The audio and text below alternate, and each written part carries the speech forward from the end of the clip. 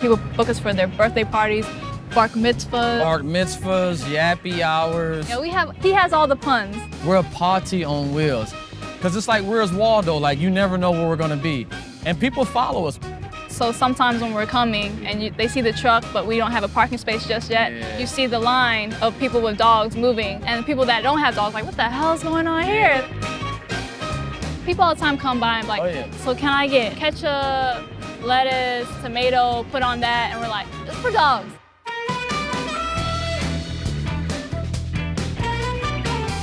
I'm Solo, and I'm with Wolf Bowl, and I co-own this with my husband. And I'm Ron Holloway, co-owner of Wolf Bowl with Wifey. Wolf Bowl is a food truck for dogs, and we serve nutrient-dense treats, so they look remarkably like human food truck items. So we serve burgers, nuggets, ice cream donuts, fries. We even have dog beer, and they're all healthy whole food treats for dogs.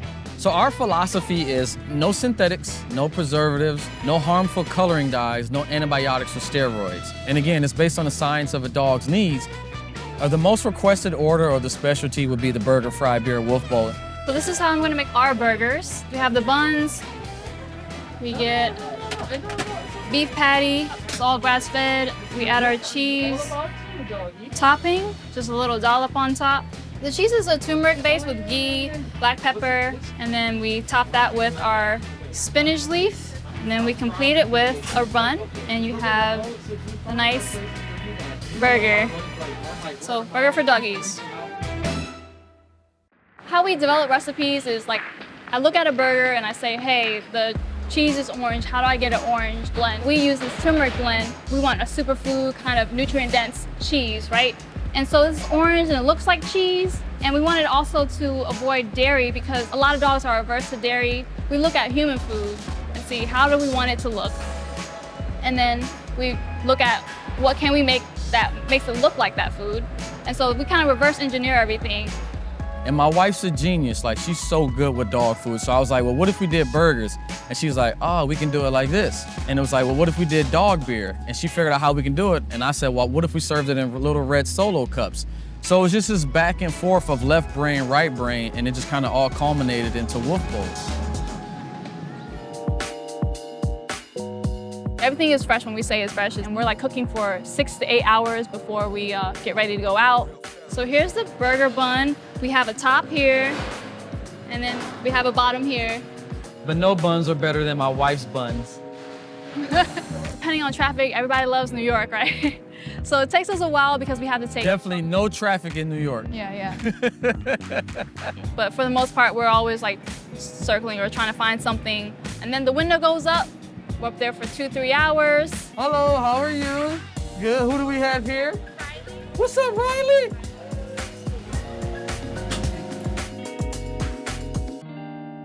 So one day, tired of our 9-to-5s, I was sitting in our office at home, and we always wanted to do something in the pet industry or with dogs. And so one day I just turned to her and I said, why not a dog food truck? And we've been married for a minute. And so I know the look she gave me. She looked at me, she was like, that's not half stupid.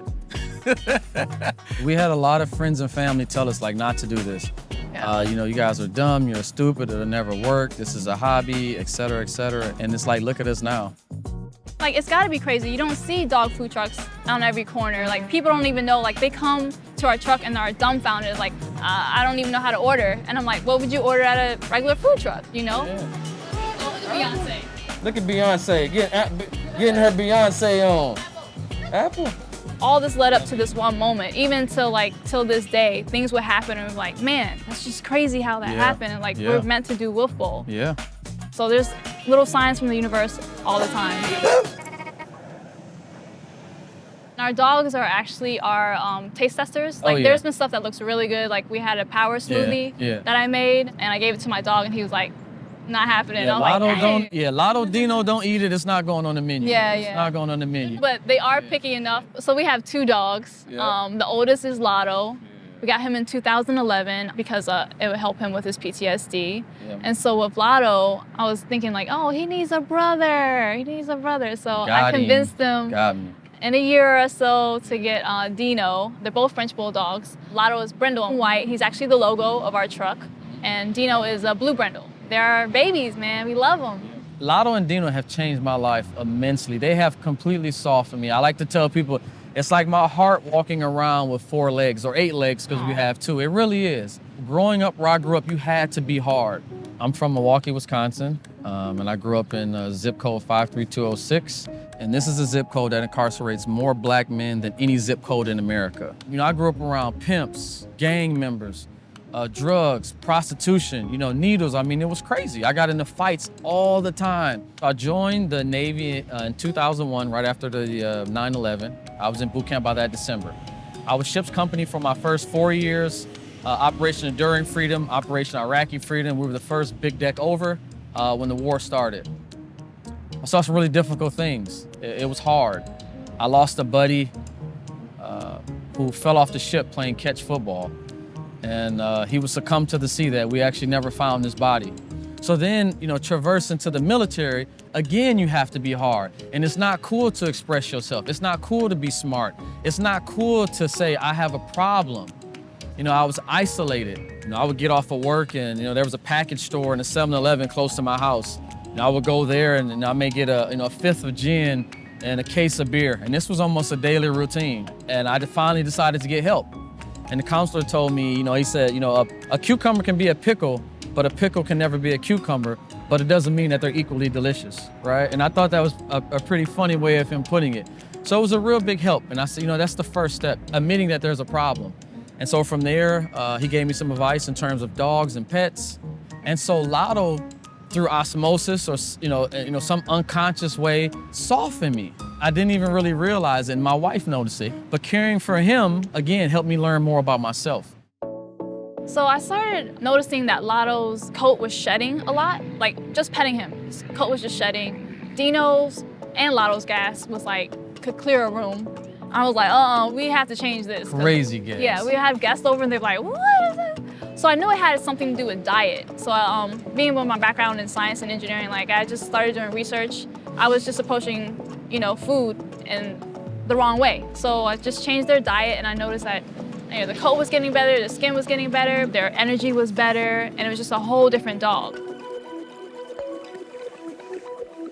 I'm a Cambodian refugee. I came here when I was 2 weeks old, but my dad and my mother fled Cambodia because they were killing anybody that was intellectual or anybody that they felt was a threat to the Khmer Rouge regime. So my parents fled by foot separately. And my mom had, you know, my brother, who was not even 1 year old yet, and she was fleeing through Cambodia to get to Thailand. We made it here, and my parents, all they wanted to do was give us a better life, and that was their whole hope. So they wanted my brother to be a doctor, my sister to be a lawyer, me to be an engineer. Brother and sister did not listen. So you are the last hope, little baby girl, right? So I was a biochemical and electrical engineer. And it was just like one thing after another, I just kept getting on my brain about, hey, you know, there's gotta be something else that, you know, I need to pursue to leave a, you know, a legacy on the world. Not really to prove them wrong, but to prove them I can do it, you know? But it's crazy, like, how it feels like it's all meant to be, right? I did graphics in college, never thought it was gonna be useful for anything. And then, like, here people are like, oh, I love your truck, it's amazing, it looks great. And I'm like, I designed it, you know? Like, I actually feel like all this led up to this one moment. Arch, what do you think, buddy? What's up, Arch? Can I get him the chicken nuggets? Chicken nuggets?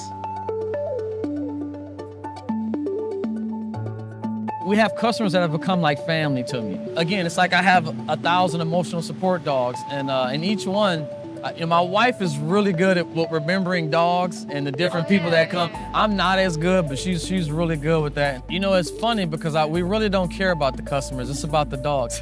No, the dogs are our customers. The dogs are our customers. We don't care about the humans. Like when he asked for it, it's so funny because when he asks for their names, if they say their name, like, no, the dog's name. I'm not, like, it's not about you right now. It's about them. So what's your dog's name? You know, he has PTSD, he's struggling, and then like when that window goes up, it's like he's a totally different person. Is there a world? I'm just in it. That's it. Hey, they love you more than us. You make better food than we. Thank you so much. And all these animals, all these dogs that come to our truck are really his service animals, and they don't even know it, you know, and they're just happy that we're serving their dog. It's like, you have no idea, you're keeping my husband alive, you know, and so like I get emotional about that, like sometimes when I think deeply about it, and like I'm about to cry now, but We just want dogs to thrive. We want them to live a healthier, longer lifestyle. And so That's our whole focus. That's wifey's whole focus. She just wants dogs to thrive. There's this one patron there. We had our crepes, right? And so she didn't want anything from the other food trucks. I guess they didn't look appeasing to her. So she was drunk, hungover. She came to the truck and she saw one of our crepes and she was like, that looks legit. She was like, can I get one? I was like, you know this is for dogs, right? She said, I don't care. She grabbed it. Killed it, destroyed it. Crushed it.